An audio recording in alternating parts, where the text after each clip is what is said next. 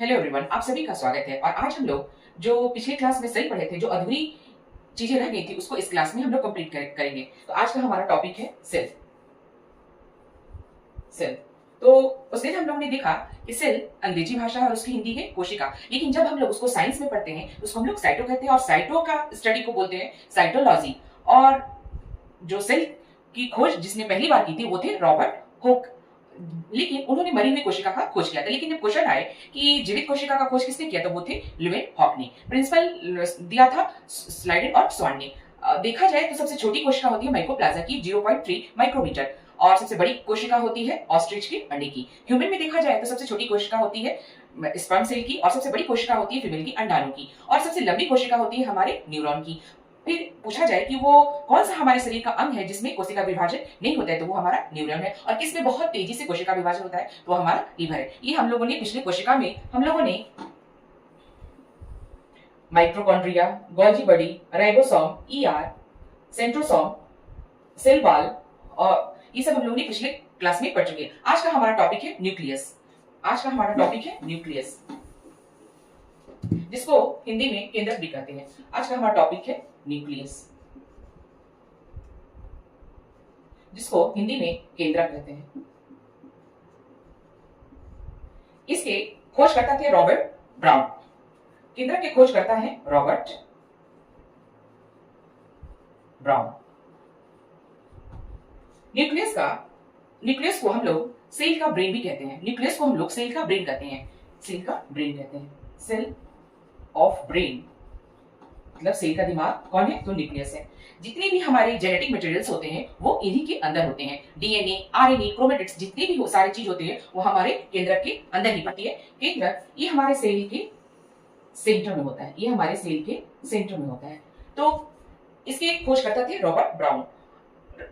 Nucleus को cell का brain भी कहते हैं। न्यूक्लियस सेल का ब्रेन होता है, और इसमें जेनेटिक मटेरियल जैसे क्रोमोसोम्स, डीएनए और आरएनए भी इसमें पाए जाते हैं। न्यूक्लियस में प्रोटीन 80%, डीएनए 10% और 10% अन्य तत्व पाए जाते हैं। फिर क्वेश्चन उठता है कि इसका वर्क क्या है, तो न्यूक्लियस का सबसे बड़ा वर्क है सेल को कंट्रोल करना। वो अपने सब सारे ऑर्गन्स पर क्या करता है, अपना कंट्रोलर का काम करता है। अब टॉपिक है वो है लाइसोसोम। लाइसोसोम लाइसोसोम को अनेक नामों से जाना जाता है। इसे आत्महत्या की थैली, सुसाइड बैग, बहुत सारे नामों से हम लोग इसकी उपाधि दिए थे। इनके खोजकर्ता थे डी डुबे। इनके वैज्ञानिक थे जिन्होंने बताया कि लाइसोसोम क्या होता है। ये समझते हैं लाइसोसोम को। लाइसोसोम क्या है और लाइसोसोम हमारे सेल में कौन सी भूमिका निभाते हैं। तो लाइसोसोम की खोजकर्ता थे डी डुबे। लाइसोसोम हाइड्रोलाइटिक एंजाइम है, जिसका काम है हमारे शरीर में डेड सेल को डाइजेस्ट करना, हमारे शरीर के डेड सेल को डाइजेस्ट करना, वेस्ट पदार्थों को नष्ट करना। और इसका एक अनोखा नाम है जिसको हम लोग सुसाइडल बैग कहते हैं या फिर एटम बम कह सकते हैं। इसके पीछे कारण क्या है कि लाइसोसोम उन चीजों को नष्ट कर देता है जो सेल के अगेंस्ट हो। जैसे माइटोकॉन्ड्रिया का काम है हमें पावर देना, लेकिन माइटोकॉन्ड्रिया जैसे ही अपना काम बंद कर देगा तो लाइसोसोम क्या करेगा, उसे नष्ट कर देगा। या फिर कुछ ऐसी परिस्थितियां आ गई जहां उस सेल को नष्ट करना है, तो उस स्थिति में लाइसोसोम अपने आप को भी वो फाड़ देता है ताकि वो सेल नष्ट हो जाता है। इसीलिए इसको सुसाइडल बैग भी कहते हैं। अगला टॉपिक है हमारा जीव द्रव।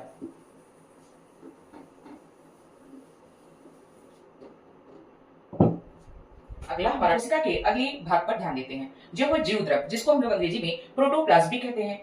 जीव द्रव को हम लोगों ने दो भागों में बांटा, एक कोशिका द्रव और एक केंद्रिका, एक साइटोप्लाज्म और एक न्यूक्लियोप्लाज्म। जो ये हमारा सेल है, जो बाहर में जो ये द्रव दिखाई दे रहा है, इसको बोलते हैं साइटोप्लाज्म। और जो ये न्यूक्लियस के अंदर जो द्रव दिखाई दे रहा है, इसको बोलते हैं न्यूक्लियोप्लाज्म, मतलब केंद्रिका। और ये हुआ केंद्रिका द्रव। जो यहाँ दिखाई दे रहा है ये हमारा साइटोप्लाज्म है, और जो इसमें न्यूक्लियस के अंदर दिखाई दे रहा है हमारा न्यूक्लियोप्लाज्म है। और इसके खोज करता थे पुरकिंजे, जिन्हें 1839 में इसकी खोज की। अब अगला हमारा टॉपिक है सीलिया और फ्लैजिला, और इसमें 80% वाटर रहता है। अगला टॉपिक है हमारा सीलिया एंड फ्लैजिला। सीलिया फ्लैजिला क्या है? ये हेयर लाइक स्ट्रक्चर है। जैसे हमारा ये सेल हुआ, सेल के ऊपर ये हेयर लाइक स्ट्रक्चर होता है, बड़ा और छोटा। जो बड़ा होता है वो फ्लैजिला है, और जो छोटा होता है वो सीलिया। ये सेल को एक जगह से दूसरी जगह तैरने में मदद करती है। ये चप्पू का काम करते हैं जो सेल को एक जगह से दूसरी जगह में तैरने में मदद करते हैं। अब हम लोग देखते हैं कि सीलिया और फ्लेजिला क्या होता है। सीलिया फ्लेजिला एक हेयर लाइक स्ट्रक्चर होता है जो सेल को तैरने में, मूवमेंट करने में और खाने में मदद करता है। ये सेल का आउटर पार्ट्स होता है और ये हेयर लाइक स्ट्रक्चर होता है। ये जो बड़े वाला होता है वो फ्लेजिला और छोटा वाला सीलिया, ये एक चप्पू का काम करता है जो सेल को मूवमेंट मतलब तैरने में और फीडिंग मतलब भोजन ढूंढने में मदद करता है। अगला टॉपिक है हमारा, हम लोग प्लास्टिड्स देखते हैं जिसको हिंदी में हम लोग लवक करते हैं, और ये सिर्फ ओनली इन प्लांट में पाया जाता है, एनिमल सेल में नहीं पाया जाता है। प्लास्टिड्स को हम लोगों ने 3 भागों में बांटा, एक क्लोरोप्लास्ट, ल्यूकोप्लास्ट और क्रोमोप्लास्ट। क्लोरोप्लास्ट मतलब हरित लवण, ल्यूकोप्लास्ट बने अवर्णित लवण और क्रोमोप्लास्ट बने वर्णित लवण। कहने का मतलब क्लोरोप्लास्ट लीफ और स्टेम में पाया जाता है और इसका काम है भोजन बनाना, इसी के अंतर्गत फोटोसिंथेसिस की क्रिया होती है। ल्यूकोप्लास्ट ये रूट में क्या करता है, भोजन को स्टोर करता है, और क्रोमोप्लास्ट क्या करता है, ये हमारे गाजर, चुकंदर, टमाटर जितने भी हमारे फल और सब्जियां हैं उनको ये रंग प्रदान करने का काम करता है। जैसे गाजर में जो कैरोटीन, चुकंदर में विटामिन और टमाटर में लाइकोपीन, किसके सहायता से होता है, ये क्रोमोप्लास्ट के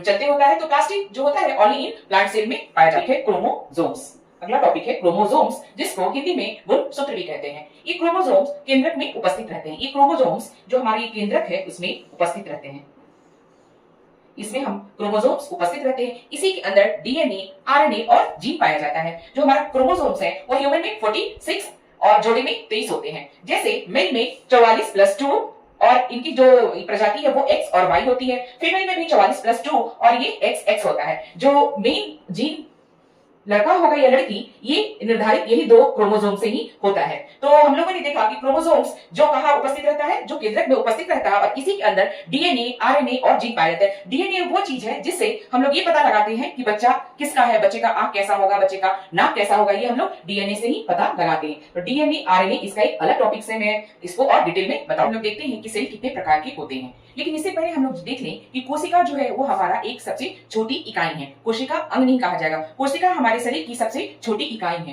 कोशिका छोटी इकाई है, यूनिट, इकाई है।